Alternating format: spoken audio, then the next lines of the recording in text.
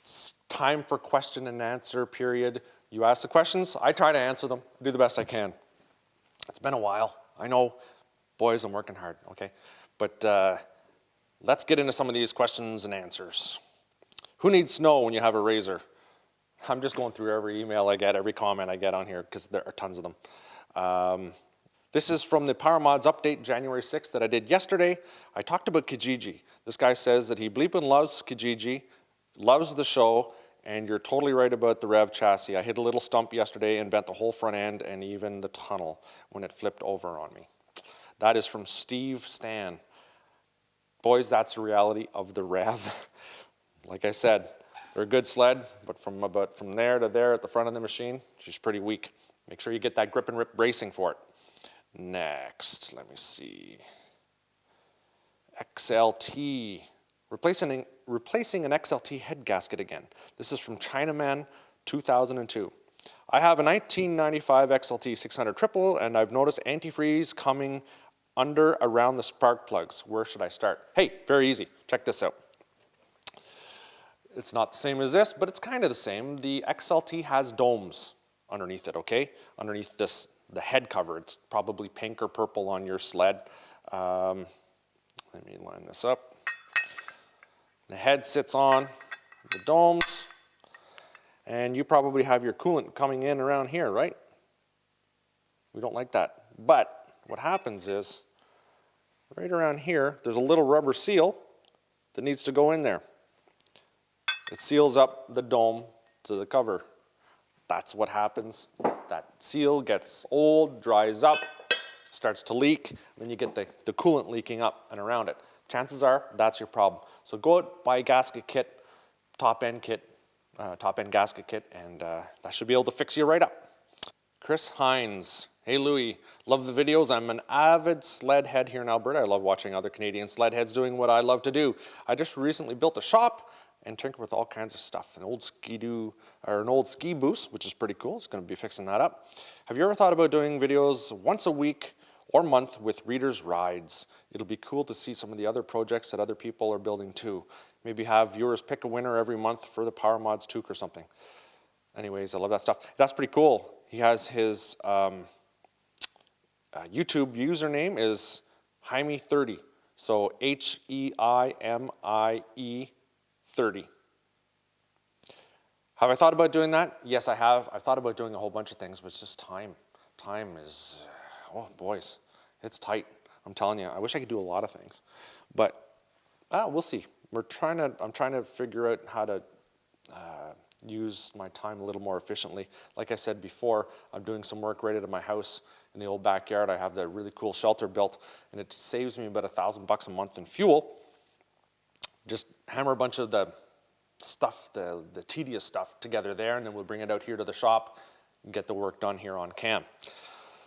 Trying to do it, because an hour and a half, hour and 20 minutes or whatever each way really bites into the day, if you know what I'm saying.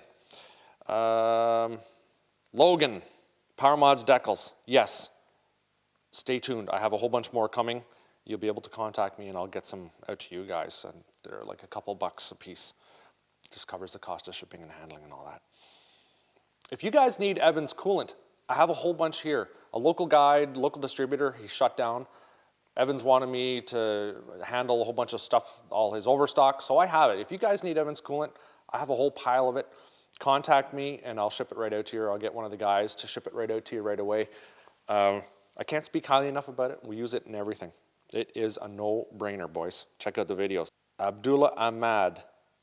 Awesome video. No snow out here in Toronto either. Winter Vacation Part 3. Yeah, I like those. Check out my winter vacation videos when we go up to the camp and cut trees down and act like a bunch of fools. They're pretty good. Sort of get me in the... Oh, here's a good one. This one's how to start a flooded snowmobile.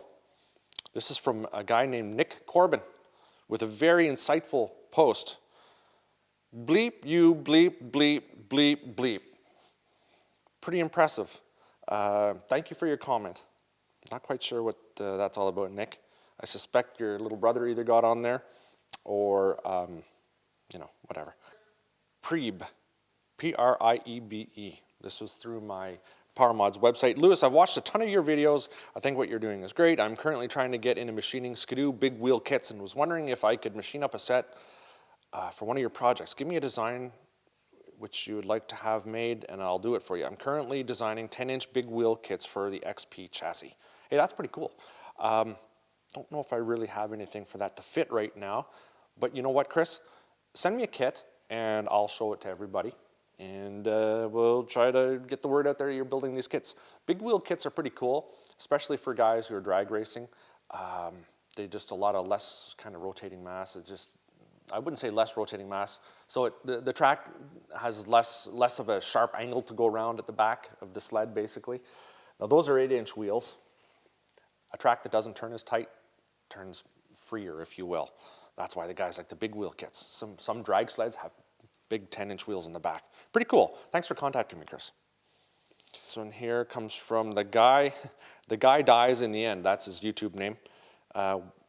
Where do I get this? I'm at 1:08 on your polishing a snowmobile tunnel. This stuff works. That's when I use the Swabby Sled Bright products. Where do I buy this stuff? And I just told him swabbies.ca, and he's in. He says, I'm in, I'm buying it. It does work really well. Yamaha Viking VK 540 test ride. Really tippy, Darren Vector says. It's not too bad. It can be tippy. It can be tippy. Let me see. Okay, this is from Darren again. I've watched all the videos and I still can't answer a simple question. Why the enticer? For all that work, you could have just used an actual SRV body and saved yourself all that work. Yes, I could have. But it's not an enticer. SRV is not an enticer. And we sort of had some different plans for that enticer. It was going to be chopped up and we are going to put a 700 in it, liquid, and then things changed and it just melded into that. That's just the way it is. Yeah. The SRV is actually a little heavier as well, and this enticer is still going to be a different beast, and it is going to happen. Trust me, it will be done. I know all you guys, when's the enticer going to be done? It'll be done. Kaylin Natamagan. I'm 9 years old, and I went full throttle on a 340. Attaboy. Make sure you wear a helmet, safety vest, and don't go full throttle until you know what you're doing. I hope you're a good rider. Okay, don't want to see you guys get hurt out there. I hurt myself all the time. It's not cool. From Tamika Hyde, VK540 running board upgrade. My boyfriend is wondering if you can upgrade your running boards if it has a radiator underneath it. Some Yamis and some old Polaris that have the coolers right underneath the running boards. Keeps them really close to the snow. Well, you can't cut those off. Or sorry, you can't put a different running board on there if you have those coolers. You need to relocate them or put a different cooler on it if you want to use something like what I did with the VK. So yeah, you're going to have to change things up a little bit. It's not very hard to do. I've done it. There might be a video on what I did with my XLT that will show you exactly that. Martech 360, make your snowmobile lighter. This is how to do it, PowerModz. This is when I talk about the rev, but in general, how to make your sled lighter. He says, all that work and money on that old dinosaur when you could have just bought a Pro RMK. Already done for you. Well, if I would have bought a Pro RMK, you'd get one video. It would be me buying that sled, and then that'd be it. That wouldn't be any fun. And they're a lot of money. You know, I did all that work to the rev, took a sled that I didn't pay very much for it at all, pretty cheap. It was pretty bagged out, but for all the things I did to it, I turned it into a pretty capable sled for a fraction of the cost, a quarter or a third of the cost of a Pro. And that thing follows most of them, you know what I mean? It's not as flickable and all that, but for a 2003, it's pretty good. And it gives the people the option who own those sleds who don't have the big budgets to get a sled like the Rev or a beater and just do some mods on it and have some fun. That's what it's all about. Sometimes if you can just afford to go out and buy a brand new RMK, then you can do it. Every sled has their issues, even brand new ones. That's just the way it is. Heck, PowerModz wouldn't be around if I just bought new sleds all the time. Some guys are getting mad already that I'm working on kind of newer stuff, but don't worry, we're working on old things too. Neil Bilodeau, I'm looking for a snow flap for an Elan. I bought the last 5 or 6 from Skidoo that were on their website or from the dealer. I cleared out their inventory and they're all gone. Now you can still call them, maybe they found some more. I don't have anything left. Sorry, can't help you out. The Skidoo Rotax 800R teardown before the RK Tech 860 Big Bore. I have an 860 and I highly recommend it. They are a lot of fun. Thanks, Chris. I know it's going to be fun. I know it is going to be fun. No doubt. What's your thought on the IQR 440s? I love the IQRs. 440s, awesome sled too. Just don't pay a lot of money for an IQR that's been ridden. If you find an ad on Kijiji or someplace on Craigslist or whatever, you'll find that a lot of these IQRs only have, a couple hours running time or a few hours running time and very low kilometers, but don't forget they go around a track and they get pounded really hard, so you really need to take a good look at them before you buy them. Or maybe buy one that's had a trail conversion, because boys, they take a lot of abuse, but they're extremely strong. Anybody who rides one will tell you. I just got a text from Nick.